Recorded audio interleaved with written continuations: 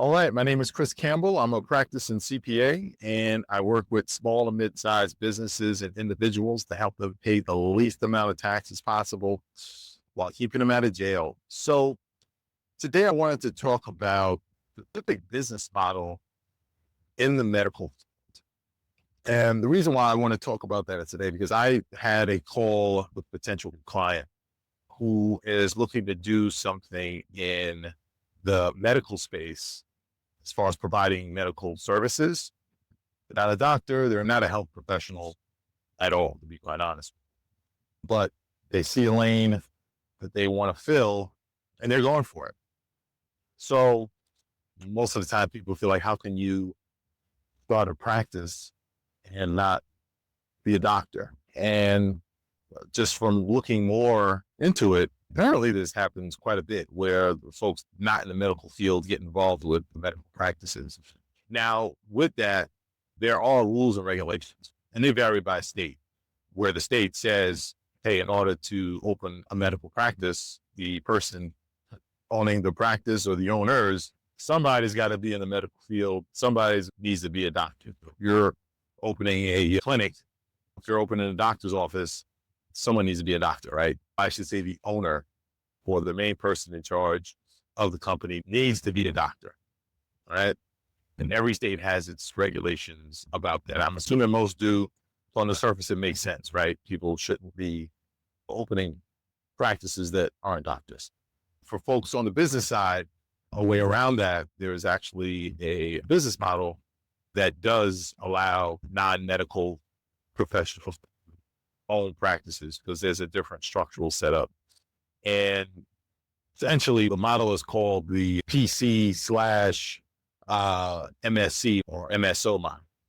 And PC meaning professional corporation, and MSO is a management services organization or management services company. And I guess that's really just speak for a management company. So MSO is MSC or MSO as a management company. So long story short, the way it's set up is that the PC, which is the professional corporation, and that's normally the entity that one must use for the doctor. Professional meaning that you're a medical professional, and the company that's operating the practice would be a professional corporation. And again, it's just indicating that it's professional services. So it might be a doctor's office, lawyer falls under that. I believe accountants can be under that.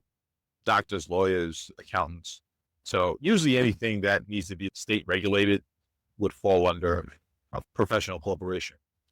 And that's the entity that the actual practitioners, the doctors, must own. But if you're not, let's say, the money person behind it, where you come in is you operate a management company. And the sole duty is to manage the professional corporation.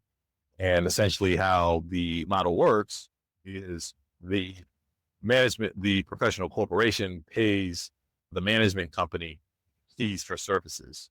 So from a operational and also tax perspective, the clinicians, the practitioners work with the professional corporation and pay out their money to the management company.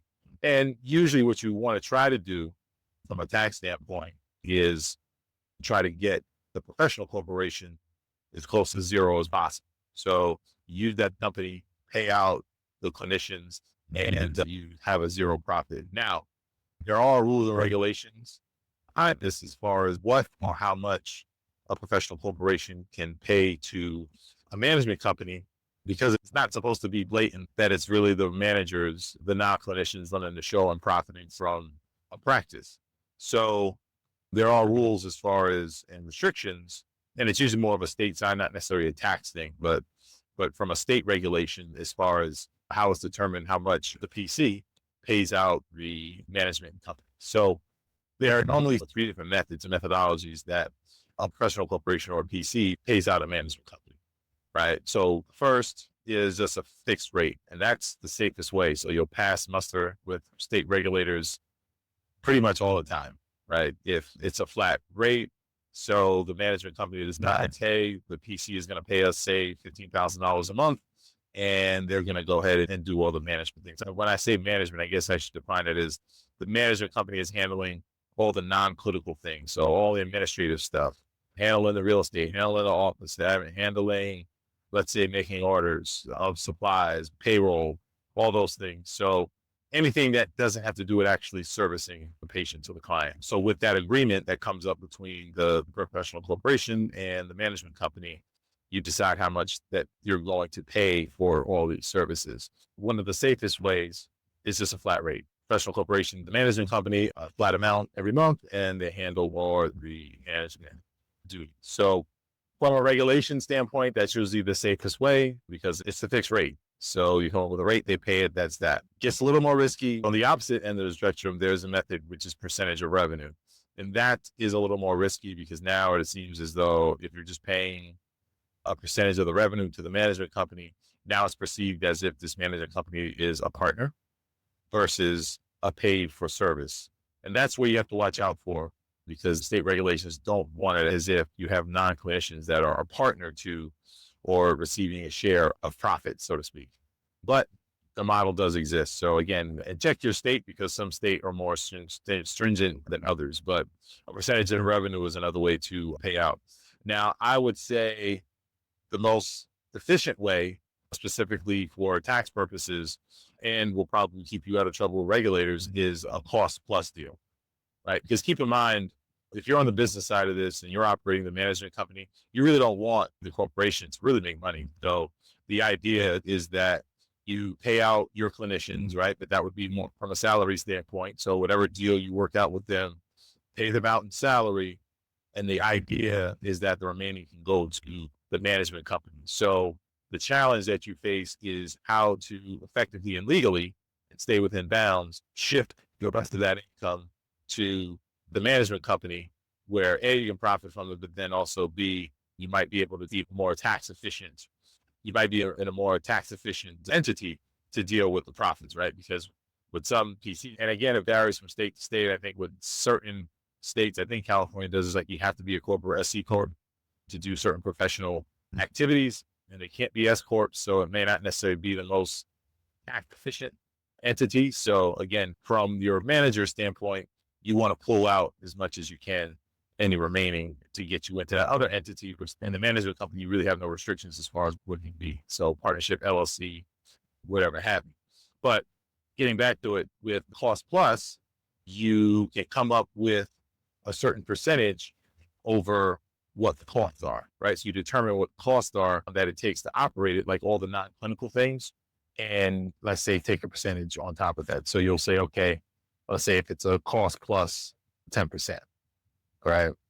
That keeps it safe because it really is based upon what the costs are of what it is to operate. And your 10% is to obviously deal with the management of the management company. It allows you to be a lot more flexible as far as determining those costs, right? Because, for example, let's say if you're renting a place to operate, right? So you're renting the doctor's office, you can also have the management company operate out of there as well. So you can determine and say, okay, this rent costs, whatever the rent costs. All right, that plus whatever the percentage is. So payroll of folks, right? So you may have folks that may work for the clinician, but then on the PC, but then you also have folks that may work for the management company. So there's certain expenses that would be shared. And by the way of allocating it, it allows you to increase those costs and then obviously stack whatever you need to stack on top of that. So the takeaway here is that if you're going to hop into that model, just understand some of the regulations behind doing something like that, if you were getting into the medical field, but then also the methodology that you may want to take to get as much income into the management company as possible while staying within regulation. So things to keep in mind. I learned a little bit about it as I was working with this potential client and figured I'd share it. So hopefully this was helpful. That's all for now.